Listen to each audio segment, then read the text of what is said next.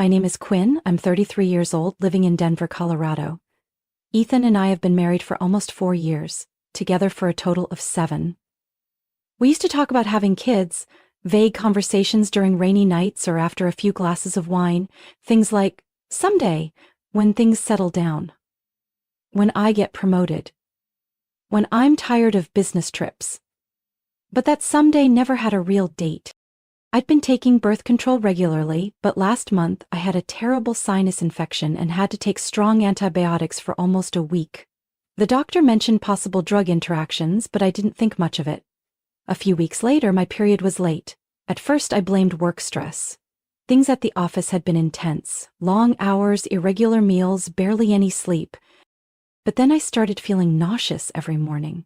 My chest felt sore in a way that didn't feel normal. And deep inside, something whispered that my body was different. I quietly bought a pregnancy test after work, tucked it in my purse between my notebook and car keys. I couldn't bring myself to use it right away. It wasn't until the next day, when the doubt became too loud to ignore, that I finally stepped into the bathroom. 2 lines, clear, bold, no mistaking it. I tested 3 more times over the next 2 days. Every one said the same thing. I sat frozen on the bathroom floor, still holding the test. My heart pounded wildly. Part of me was stunned, but another part felt oddly relieved. I had always feared Ethan might never be ready, but me? I wanted to be a mother. I had for a long time. After a few days of thinking, I decided to tell Ethan on Saturday night. I didn't plan anything flashy, no reaction videos, no fancy letterboards like on Instagram. I just wanted a quiet, honest moment, something true to who I am. I cooked his favorite meal, red wine braised beef with buttery mashed potatoes. I played soft jazz, lit some candles, and put on the olive dress he always complimented. I wanted the night to mean something, not perfect, but memorable. Ethan came home late. It was nearly 8 p.m. when he opened the door, trailing expensive cologne and a faint trace of smoke. His shirt was wrinkled, tie crooked. He walked in, pulling off his coat as he spoke quickly. Sorry, emergency meeting, you know how that project's been dragging. I didn't blame him, didn't ask questions. We sat down to eat. He chewed absent-mindedly, eyes locked on his phone, fingers scrawling endlessly. I asked a few things about work. He gave short, distracted answers. When he finally set down his fork and knife, I poured him another splash of wine, took a deep breath. Ethan, I have something important to tell you. He looked up, brow furrowing. What is it? I tightened my hands in my lap, then said it. I'm pregnant. The silence that followed felt like ice. He stared at me like I'd spoken nonsense. His face went pale, then flushed, then shifted into something I couldn't name. I've tested 3, 4 times, all positive. I'm sure. He shoved his chair back, jumped to his feet, eyes wide. Quinn, are you serious? You know we're not ready. You've ruined everything. I went still. Ruined? He didn't look at me, just paced the living room, pulling at his hair, breathing fast. I've got 100 things up in the air. A baby? Now? I don't want this, Quinn. I never did. My feet wouldn't move. My heart twisted inside my chest. The meal sat cold. The candles dimmed. The kitchen felt colder than it should have. The dress he once loved, now hanging on me like a question. Now a bitter memory. I didn't move as the kitchen dimmed, the scent of red wine beef hanging in the air like a bitter punchline. Ethan wasn't angry anymore. He slumped onto the couch, head in hands, silent for what felt like forever. Then, suddenly, he got up and walked quickly to the bedroom.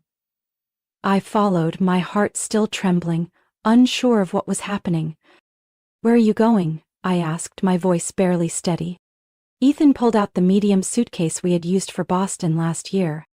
I can't stay here, Quinn. I need time to think. I stepped forward, blocking his hand. What does that mean? I'm carrying our child, Ethan. We need to talk, not run. He looked at me, not panicked now, just cold. You don't get it. I don't want this baby. I never really wanted kids. I just said what you wanted to hear because I thought you'd change. Flash. I stepped back. Every word stung like a slap. But that wasn't what broke me. It was what he said next. I'm with Camille. We've been seeing each other for a few months. Her name echoed in my skull. Camille, the 26-year-old intern who once dropped off documents at our house. I even gave her cookies. I leaned against the wall, nausea surging through me. Ethan zipped the suitcase in silence. When I asked, "You're really going to her place?" He didn't deny it, just turned around, pulled the zipper shut. "I'll come back for the rest later. Don't make this a big scene with my family. My mom's already stressed about Uncle Grant." "What about me? Don't I matter enough for you to think just once?" He stayed silent for a moment, then spoke softly. "I'm sorry, Quinn, I'm not the man you thought I was." As the door closed behind him, no hug, no wish of luck, just me, and the hollow shell of the man who once promised me forever. I collapsed onto the floor, one hand on my belly, the other fumbling for my phone. The only person I could call in that moment was Riley, my best friend since college. She picked up after the first ring. "Quinn, what's wrong? Are you okay?" I couldn't speak, I just cried, loud, aching sobs that made it hard to breathe. 20 minutes later, Riley was at my door, hair tied up hastily, wearing an old hoodie. She wrapped her arms around me, not caring that I was shaking like I had a fever. "You're not alone. Listen to me, I'm here. You're going to get through this." The next morning, as I poured myself the first glass of water for the day, my phone rang. It was Eliza, Ethan's mother. I picked up, but before I could say anything, she went straight to the point. "Ethan told me what happened last night. Quinn, are you planning to keep the baby?"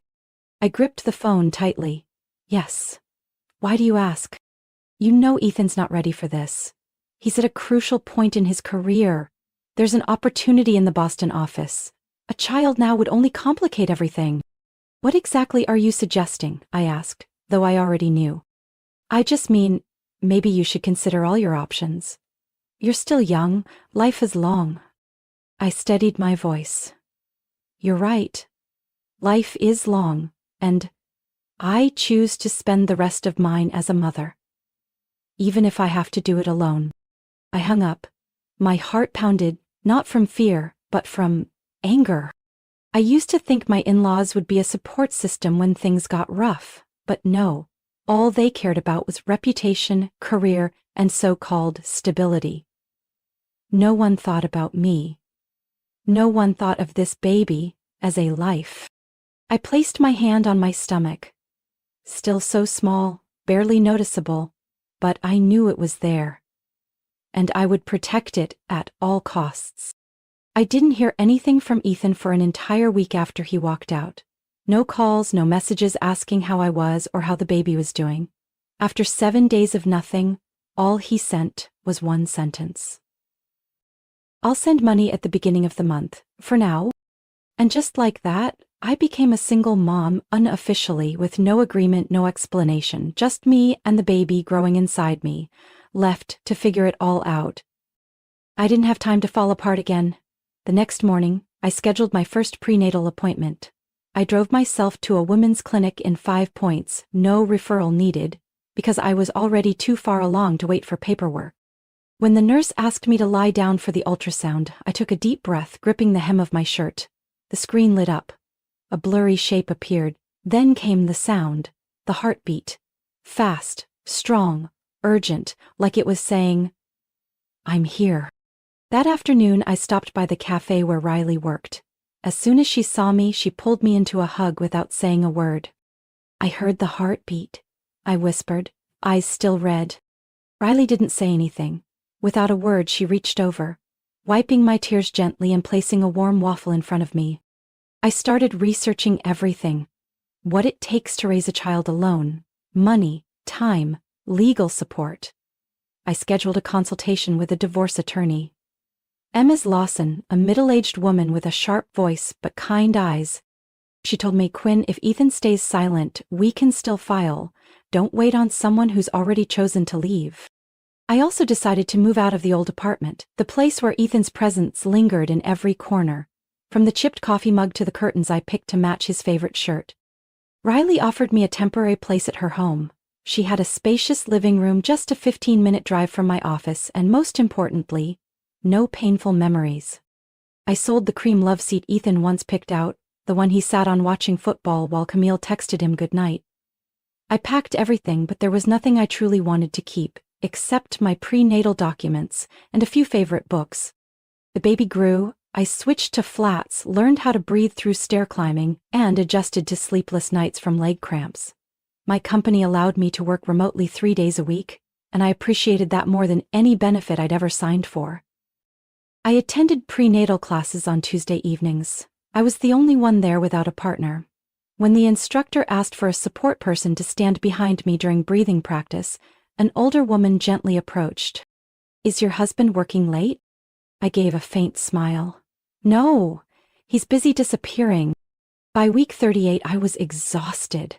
I spent my spare time checking the budget spreadsheet, assembling the crib, and listening to Riley list classical songs to play at bedtime. She even bought me a giant U-shaped pillow and called it the secret weapon of senior-level moms. Then the day came. Early Wednesday morning, as I tried to get out of bed, a sharp pain hit, and my water broke. Riley drove like she was in a Formula One race. By the time we got to the hospital, I was 4 centimeters dilated. By hour 10, I couldn't tell if I was breathing or groaning. By hour 16, I said I couldn't do it anymore. Riley squeezed my hand. "You're doing it. And you're not alone." 19 hours after the first contraction, a cry filled the room. I barely had the strength to lift my head, but when the nurse placed the baby on my chest, his soft skin against mine, every ache disappeared. A boy, rosy cheeks, eyes shut tight, tiny fingers curled around mine. I named him Aiden. There was no Ethan, no message, no congratulations. But as I held my son close, I knew none of that mattered anymore. Aiden and I had begun our journey, and I would never let anyone walk away from it again. I returned to work when Aiden was exactly 9 weeks old. Honestly, I wasn't ready. My body still ached, my chest was sore, and my mind kept circling the same questions. Is he eating enough? Is he sleeping okay? But money doesn't wait for anyone. The small apartment I rented near Riley's place was cozy, but more expensive than the old one. Add in diapers, formula, pediatric visits, and now part-time daycare. Everything climbed, week by week. Ethan did send money, but it was inconsistent. Some months I got a few $100s, some months there was nothing at all. Only a text, short and empty. "This month's tight. I'll make it up next month." I used to reply politely, gently remind him. But after the 4th time, I stopped responding. I didn't have the energy to plead with someone who had left me in labor. I woke up at 5 a.m. every day, squeezing in a quick shower, preparing bottles, packing Aiden's things, then caught a taxi to drop him at daycare before starting my shift at the architecture office. At lunch, I pumped in the restroom, checking our monthly budget while sending report emails. Some days, I had barely settled into work when the center would call, "Aiden has a low fever. Can you come get him?" I'd ask for emergency leave. My boss's irritation was obvious, but when I got home and Aiden clung to me, cheeks flushed, wheezing softly, I wrapped him in a blanket, sat on the chair, and hummed. And for the first time, I felt like I'd done something right. Simply holding him when everything else felt uncertain. One February afternoon, I got a message from an unknown number. "Hello, Quinn, this is Celeste, Ethan's mother. I heard the baby was born. May I come visit my grandson?" I read it over and over. No apology. No acknowledgement that they once implied I should terminate the pregnancy. Just a gentle request, as if nothing had happened. I thought about it for 2 days. Finally, I replied, "You can come Saturday for 1 hour." I didn't do it for Ethan, not even for her. I did it for Aiden. I didn't want my child to grow up never meeting his paternal grandparents, not even once. That Saturday, I wore simple clothes and held Aiden on the sofa while Riley quietly brewed tea. Celeste arrived on time, wearing a dark brown coat, carrying a large gift bag full of expensive baby items. Ethan wasn't with her. She sat down, looked at Aiden for a long time, then smiled. "He looks just like Ethan." She began asking questions about his weight, vaccination schedule, daycare, as if we were 2 moms casually chatting in a park. Every question was polite but cold. Not a word about Ethan disappearing, not a single, I'm sorry I didn't stand by you when you needed support. When she asked, when will you let him stay overnight at our house? I gently placed my teacup on the table. Sorry, but that won't happen. Aiden's still too young. And I can't let my child stay somewhere that once questioned whether he should even be born. She looked up, a flicker of surprise in her eyes. Quinn, I know you're upset with Ethan, but your son shouldn't be affected. I clenched my hands, kept my voice steady. That's exactly why I allowed this visit today. But if you want to be part of Aiden's life, the first step is to acknowledge what happened. I don't need anyone coming here to rewrite the truth. The visit ended in under 40 minutes. She stood, kissed Aiden's forehead, and left without promising anything else. The taillights faded into the distance, leaving only silence at my doorstep. Riley came over and placed a hand on my shoulder. You okay? I'm starting to see clearly who's genuine and who's not. The next week, Ethan posted a new photo on Instagram. He was in Palm Springs holding hands with Camille, sipping cocktails under the sunset. The caption read, New Year, New Peace. The image on my screen felt distant and hollow, so I turned to what was real, Aiden, fast asleep in his rocker. I smiled, not with sarcasm but because I understood. Peace isn't something you post. It's something you build, bit by bit, with the choices you make every day. When Aiden turned 3, I was promoted at the architecture firm I'd worked at for nearly 7 years. The title of Senior Design Coordinator wasn't just recognition for the sleepless nights spent over blueprints. It was an answer to a question I once feared to ask. Can I really do this? Even with dark circles from staying up with a feverish toddler, even bringing my laptop to the vaccine waiting room, even skipping meals but never missing a deadline, I hadn't given up. And now, I could stand firmly on my own 2 feet. 4 months after the promotion, I put down a deposit on a small house in the suburbs of Aurora, about a 30-minute drive from downtown Denver. The house wasn't big, just 1 story, 2 bedrooms, but it had a lush backyard, perfect for a garden and a space where Aiden could run free. When I signed the contract, my hands trembled, not from fear, but from emotion. I once thought I'd rent forever, thought a real home was something only 2 people could build. But no, a home is where love lives. And I had more than enough of that for Aiden. Life settled into a rhythm. I woke up at 6 a.m., made breakfast, and woke Aiden with kisses on his cheek. He always smiled before even opening his eyes, like he already knew I was there in his dreams. At night, we ate under the warm glow of the kitchen light. He told me stories from preschool, often adding wild details that made me bite my lip not to laugh. He had a special love for the sky. Every night he insisted on going into the backyard to look at the stars, pointing up and asking, Mom, which one is Sirius and is that a planet? I wasn't an astronomer, but for him I studied again, read through 10 websites just to answer, why don't stars fall on our heads? Still, there was one question I never found easy to answer. One Monday afternoon, as I was slicing fruit for him, Aiden suddenly asked, Mom, why don't I have a dad like Noah? I froze. Knife in hand, heart gripped tight. I sat beside him, pulled him close, gently brushed his soft curls. You have me, Auntie Riley, Grandma and Grandpa, even your basketball coach, right? Aiden nodded, his big dark eyes still locked on mine. Your dad helped me have you. But some grown-ups, they aren't ready to be dads. That's not your fault, sweetheart. And I love you enough for both of us. Aiden didn't say anything. A moment later, he picked up a slice of apple and held it to my mouth. Then eat this, Mommy. I love you for 2 people. I pulled him into my arms and just breathed. Deep, quiet, and full. I started journaling my motherhood journey every night after Aiden fell asleep. Not to complain, but to remember. To remember how strong I was, carrying him to doctor appointments alone. To remember the moment Aiden learned to walk, fell down, then stood up again, lips trembling but still smiling. To remember our first Christmas Eve, just the 2 of us, strangely warm and magical, when he shouted, Santa found our house even without a chimney, Mommy? Little by little, I stopped feeling pain when I saw families of 3 holding hands at the park. I no longer felt out of place at parent-teacher meetings filled with mom and dad duos. I wasn't jealous anymore. I felt proud. Proud that I hadn't given up. That I didn't let a man define my worth. That my son was growing up surrounded by love, respect, and honesty. One evening, while I was hanging string lights in the backyard for Aiden to stargaze, Riley showed up with a pizza box and a cold bottle of soda.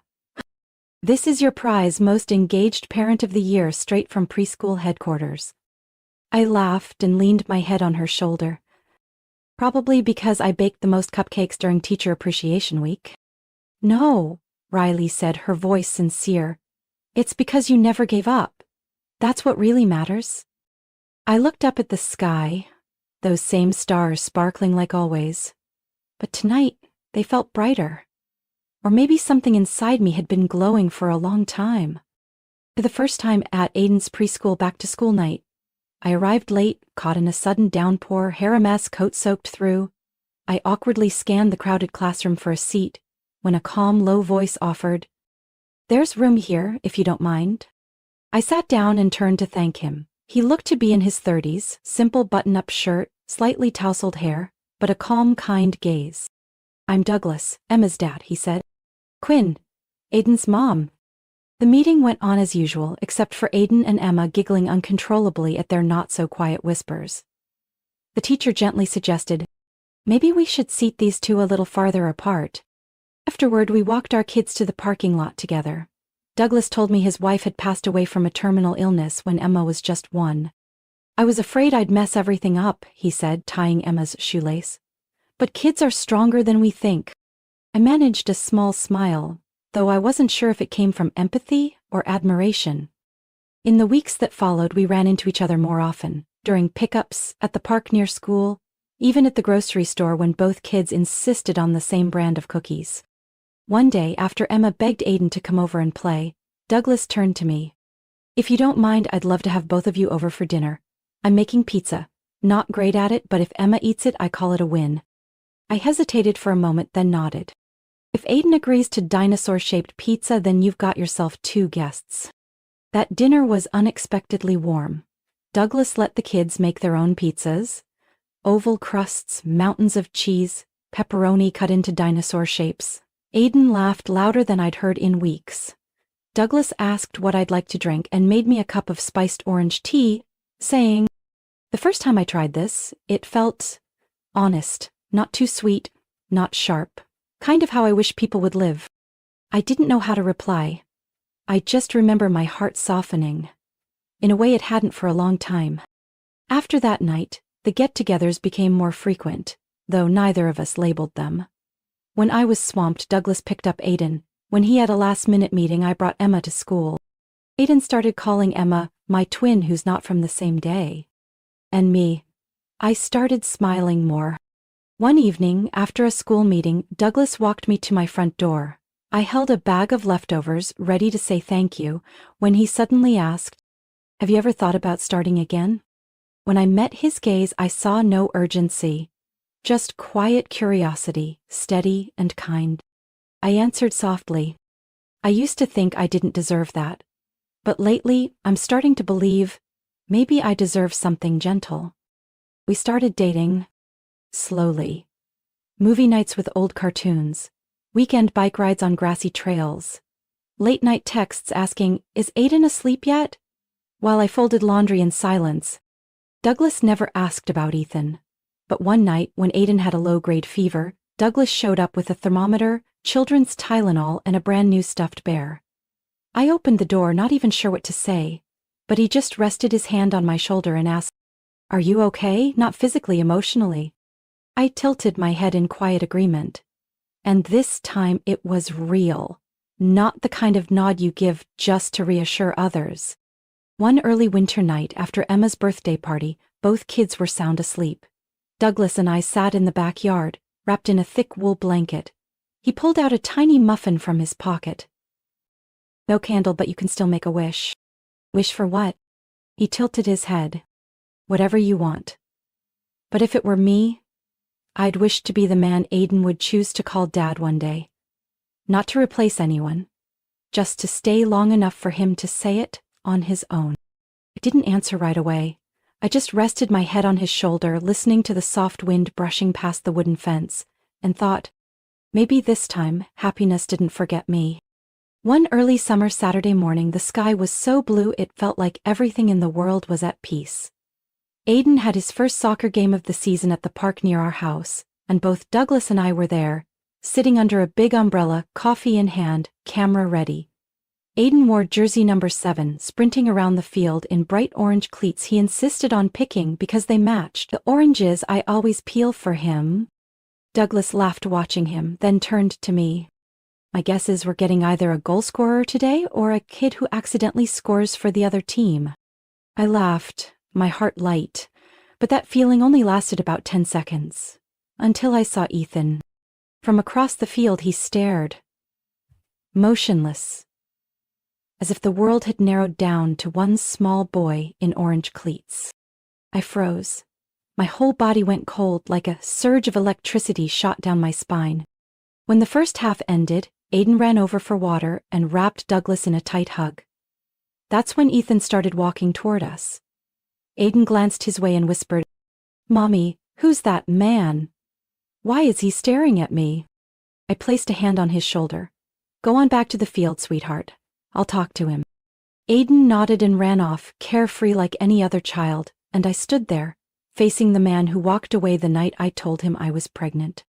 He took off his cap, revealing a face more worn than I remembered. "Hi, Quinn. I heard Aiden goes to school here. I just wanted to see him, just for a moment." I crossed my arms. "After 5 years? You think watching from a distance is enough?" Ethan exhaled, eyes turning red. "I know I was wrong. I quit drinking. I'm trying to fix what I broke." I was about to turn away when Douglas approached. "You okay?" I said, "This is Ethan." Douglas looked Ethan straight in the eye and said calmly, "I'm Douglas, Aiden's father." Ethan stiffened. "Father, what do you mean? I cut him off. "Biological father, Ethan. But Douglas is the one who gets up early to take him to school, the one who carried him when he had a fever, the one he calls Dad when he wakes up from nightmares." Ethan went silent, hands clenched. "I just want to see him, just once." I looked at him for a long time before replying. "We'll talk after the game, briefly." After the match, Douglas took Aiden and Emma for ice cream. I sat across from Ethan at a cafe near the soccer field. He ordered 2 coffees, just like old times. Cappuccino. But I'd switched to lattes 3 years ago. A small detail, but enough to remind me he no longer knew who I was. "How have you been all these years?" I asked. Ethan sighed. "After Camille left because I refused to have kids, I realized what I lost. I lost you. I lost our son. I lost everything." He lowered his head. "I want to make it right. I want a second chance. Not just with Aiden, with you. Ethan, we're not anything anymore. You walked away when I needed you most. And Douglas stayed. I have nothing to give you except boundaries." 3 days later, Ethan came back, but this time he wasn't alone. Celeste and Michael, his parents, showed up unannounced, standing at my doorstep like everything could be fixed with a belated apology. "We want to see our grandson. And Ethan has a right to be his father," Celeste said, her tone still laced with that familiar pride. I clenched my fists.